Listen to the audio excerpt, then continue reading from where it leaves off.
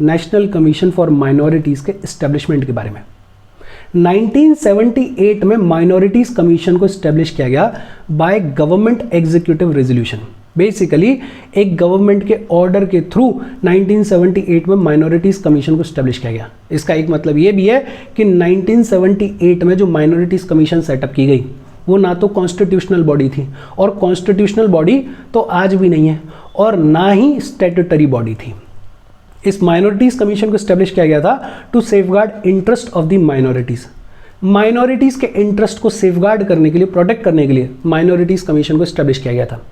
जब minorities commission को establish किया गया तो सरकार का आर्ग्यूमेंट ये था कि देखो हमारे कॉन्स्टिट्यूशन में वेरियस लॉज के थ्रू माइनॉरिटीज़ को प्रोटेक्शन दी गई है, लेकिन उसके बावजूद कुछ माइनॉरिटीज़ डिस्क्रिमिनेशन फेस करते हैं, इनइक्वालिटी फेस करते हैं, और हम हमारे देश के माइनॉरिटीज़ को बेहद इंपॉर्टेंस देते हैं। हम चाहते हैं कि सारे देशवासी मिलजुल के रहें, और इसीलिए हम माइनॉरिटीज़ को एक extra layer of protection provide कर रहे हैं थ्रू माइनॉरिटीज़ कमीशन।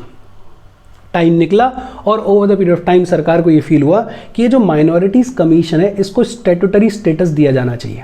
तो एक एक्ट लाया गया, national commission for minorities act 1992। National commission for minorities act 1992 के थ्रू एक तो माइनॉरिटीज़ की जो कमीशन है उसको स्टैट्यूटरी स्टेटस दिया गया, और दूसरा इसका नाम बदला गया और नाम रखा गया national commission for minorities.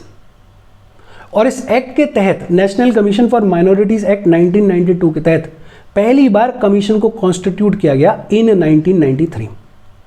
Autonomous statutory body है। ऑटोनोमस मतलब डे टू डे बेसिस पे फंक्शन करने के लिए इसको एक सर्टेन अमाउंट ऑफ इंडिपेंडेंस दिया गया है, एक सर्टेन अमाउंट ऑफ ऑटोनॉमी दी गई है।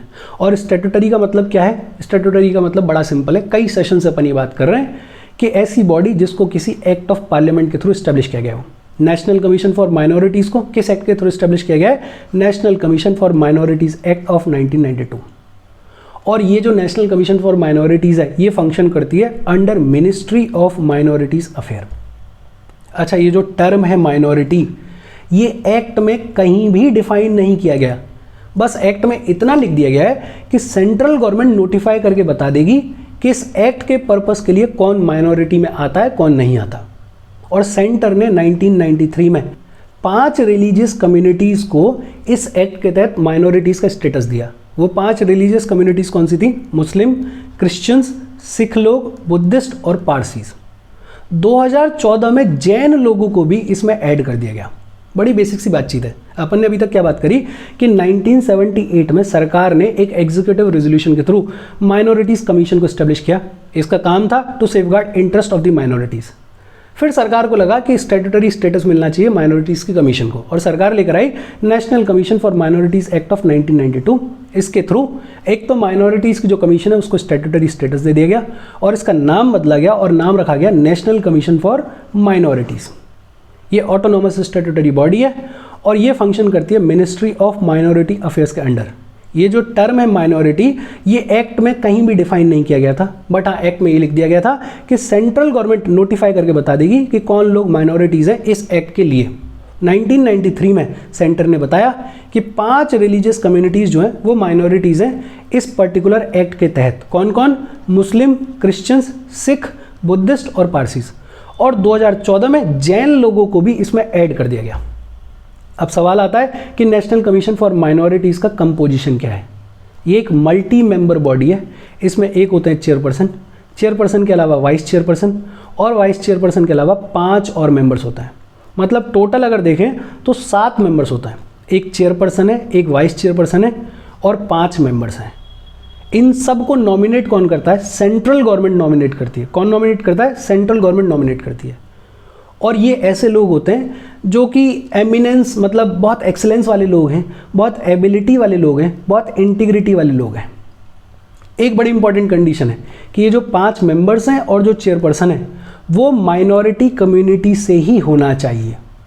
मल्टी मेंबर बॉडी है जिसमें एक चेयरपर्सन, एक वाइस चेयरपर्सन और 5 मेंबर्स होते हैं। इनको नॉमिनेट करती है सेंट्रल गवर्नमेंट। ऐसे लोग जो कि एमिनेंस वाले लोग हैं, एबिलिटी वाले लोग हैं, इंटीग्रिटी वाले लोग हैं, उनको बनाया जा सकता है चेयरपर्सन, मेंबर वगैरह। ये जो 5 मेंबर्स हैं और चेयरपर्सन है ये माइनॉरिटी कम्युनिटी से ही होने चाहिए।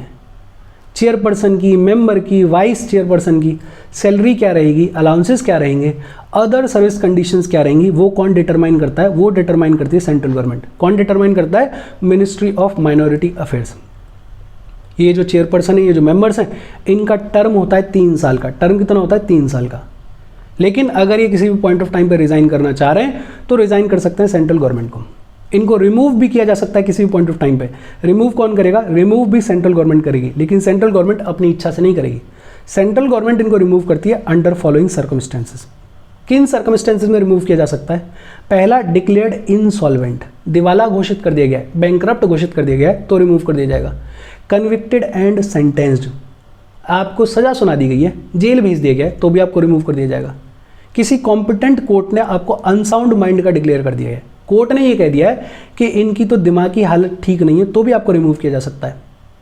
इफ ही और शी रिफ्यूजेस टू एक्ट और इनकेपेबल ऑफ एक्टिंग, जो भी आपका ऑफिशियल कामकाज है आप उसको फुलफिल करने से मना कर रहे हो या आप फुलफिल करने में इनकेपेबल हो तो भी रिमूव कर दिया जाएगा। अगर आप कमीशन की 3 कॉन्जिक्यूटिव मीटिंग से एब्सेंट हो तो भी आपको रिमूव कर दिया जाएगा। चेयरपर्सन के तौर पे, मेंबर के तौर पे आपको जो भी पावर दी गई है, आप उस ऑफिशियल पोजीशन को, पावर को किसी भी तरीके से अब्यूज कर रहे हो तो भी आपको रिमूव कर दिया जाएगा। देखो, मल्टी मेंबर बॉडी है, एक होता है चेयरपर्सन, एक होता है वाइस चेयरपर्सन और 5 और मेंबर्स होते हैं। नॉमिनेट करती है सेंट्रल गवर्नमेंट। ये जो 5 मेंबर्स हैं और जो चेयरपर्सन है वो माइनॉरिटी कम्युनिटी से होने चाहिए। Salary, allowance, other service conditions क्या रहेंगी वो सेंट्रल गवर्नमेंट डिटरमाइन करती है। टर्म कितना है इनका? 3 साल का है। किसी भी पॉइंट ऑफ टाइम पर रिजाइन करना चाहे तो सेंट्रल गवर्नमेंट को रिजाइन कर सकता है। रिमूव किया जा सकता है इनको, कौन करेगा? सेंट्रल गवर्नमेंट करेगी। किन सर्कमस्टेंसेज में रिमूव कर सकती है वो सर्कमस्टेंसेज यहाँ पे लिखे हुए हैं। फंक्शंस क्या है नेशनल कमीशन फॉर माइनॉरिटीज़ के? बड़े सिंपल से फंक्शंस हैं। To evaluate progress of the development of minorities, constitution के तहत या अदर लॉज के तहत जो भी प्रोटेक्शन दी गई है उसको देखना कि सही से मिल रही है प्रोटेक्शन या नहीं मिल रही है, और माइनॉरिटीज़ के डेवलपमेंट के लिए जो भी कामकाज किए जा रहे हैं उसकी प्रोग्रेस को इवेल्युएट करने का काम किसका? नेशनल कमीशन फॉर माइनॉरिटीज़ का। Monitor working of safeguards for minorities, जो अभी अपन बात कर रहे थे कि कॉन्स्टिट्यूशन के तहत और वेरियस लॉज के तहत जो भी सेफगार्ड्स दिए गए माइनॉरिटीज़ को, उनके वर्किंग को मॉनिटर करना, चेक करना। Make recommendations for effective implementation of the safeguards, ये जो कॉन्स्टिट्यूशन के तहत, ये जो वेरियस लॉज के तहत सेंट्रल गवर्नमेंट, स्टेट गवर्नमेंट जो भी सेफगार्ड्स प्रोवाइड करती है नेशनल कमीशन फॉर माइनॉरिटीज़ को, उसके इफेक्टिव इंप्लीमेंटेशन के लिए क्या स्टेप्स लेने चाहिए वो भी कौन रिकमेंड करता है? National commission for minorities. Look into complaints regarding deprivation of rights and safeguards of minorities, कोई कंप्लेन है जहाँ पे माइनॉरिटीज़ को उनके राइट से डिप्राइव किया जा रहा है, माइनॉरिटीज़ के साथ में कोई डिस्क्रिमिनेशन हो रहा है, कोई इनइक्वालिटी हो रही है, तो ऐसे कंप्लेंट्स को देखने का काम किसका? नेशनल कमीशन फॉर माइनॉरिटीज़ का। और फिर कंप्लेंट्स को इंक्वायर करने के बाद एप्रोप्रिएट अथॉरिटीज़ को सजेस्ट करना कि आपको क्या करना चाहिए इस मैटर में, वो भी काम किसका है? नेशनल कमीशन फॉर माइनॉरिटीज़ का। कॉज स्टडीज़, कॉज स्टडीज़ मतलब माइनॉरिटीज़ के डिस्क्रिमिनेशन के क्या कॉजेज हो सकते हैं उसको लेके स्टडीज़ कंडक्ट करना और उनको कैसे एलिमिनेट किया जा सकता है उसके लिए मेजर्स रिकमेंड करना। किसका काम? नेशनल कमीशन फॉर माइनॉरिटीज़ का। स्टडीज़ कंडक्ट करना, रिसर्च करना, एनालिसिस करना on the issue relating to socio economic and educational development of minorities. Minorities का सोशियो इकोनॉमिक और एजुकेशनल डेवलपमेंट कैसे हो उसके रिगार्डिंग स्टडीज़, उसके रिगार्डिंग रिसर्च, उसके रिगार्डिंग एनालिसिस करने का काम किसका? नेशनल कमीशन फॉर माइनॉरिटीज़ का। ये जो कमीशन है ये सेंट्रल गवर्नमेंट को पीरियोडिकली रिपोर्ट्स भी देती है, एनुअली भी देती है और पीरियोडिकली भी देती है। और कोई भी ऐसा मैटर जो कि सेंट्रल गवर्नमेंट इसको रेफर करे उस मैटर को भी देखने का काम किसका है? नेशनल कमीशन फॉर माइनॉरिटीज़ का। बड़े सिंपल से फंक्शंस हैं, एक लाइन में अगर बोलें तो माइनॉरिटीज़ के इंटरेस्ट को प्रोटेक्ट करना है, प्रमोट करना है, सेफगार्ड करना है और उसके रिगार्डिंग स्टडीज़ करना, कंप्लेंट्स को सुनना, वो सारा काम किसका? नेशनल कमीशन फॉर माइनॉरिटीज़ का। पावर्स क्या है नेशनल कमीशन फॉर माइनॉरिटीज़ के पास में? नेशनल कमीशन फॉर माइनॉरिटीज़ कोई भी इन्वेस्टिगेशन कर रही है, कोई भी इंक्वायरी कर रही है तो it has all powers of a civil court. इसके पास सिविल कोर्ट की सभी पावर्स होती हैं। और सिविल कोर्ट्स की सभी पावर होने का मतलब कि ये जो है किसी भी इंसान को समन कर सकती है, बोल सकती है कि हमारे सामने पेश हो और उसको ओथ के तहत एग्जामिन कर सकती है। मेरे को ऐसा लगता है कि ये जो powers of a civil court हैं ये तो रट गई होंगी पिछले 4-5 सेशन से, हर एक सेशन में बात हो रही है इनकी। नेशनल कमीशन फॉर माइनॉरिटीज़ बोल सकती है कि किसी भी डॉक्यूमेंट को डिस्कवर किया जाए और उसके सामने प्रोड्यूस किया जाए। किसी भी एविडेंस को national commission for minorities receive कर सकती है। किसी कोर्ट में, किसी ऑफिस में कोई पब्लिक रिकॉर्ड है उसको पेश किया जाए, इसके रिगार्डिंग ऑर्डर दे सकती है नेशनल कमीशन फॉर माइनॉरिटीज़। कोई विटनेस है, कोई डॉक्यूमेंट है, उसको उस कमीशन के सामने पेश किया जाए ताकि कमीशन उसको एग्जामिन कर सके, इसके रिगार्डिंग भी ऑर्डर दे सकती है।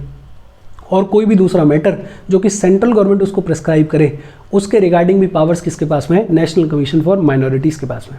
ये जो कमीशन है ये अपनी रिपोर्ट सबमिट करती है सेंट्रल गवर्नमेंट को और कंसर्न्ड स्टेट गवर्नमेंट को। सेंट्रल गवर्नमेंट को तो करती है, अगर किसी पर्टिकुलर स्टेट के माइनॉरिटीज से रिलेटेड कोई रिपोर्ट है तो कंसर्न्ड स्टेट गवर्नमेंट को भी रिपोर्ट भेजती है नेशनल कमीशन फॉर माइनॉरिटीज़।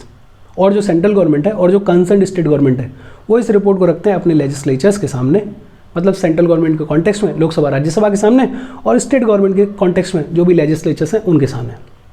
और साथ में एक एक्सप्लेनेशन भी दिया जाता है कि नेशनल कमीशन फॉर माइनॉरिटीज़ की किन रिकमेंडेशंस को एक्सेप्ट किया गया है, किन को एक्सेप्ट नहीं किया गया, और एक्सेप्ट नहीं करने के पीछे का रीज़न क्या है, वो पूरा एक्सप्लेनेशन भी रखा जाता है। और इसके साथ नेशनल कमीशन फॉर माइनॉरिटीज़ की बातचीत खत्म हो गई। बेहद ईजी सा सेशन था। कोई डाउट हो please comment. Thank you very much.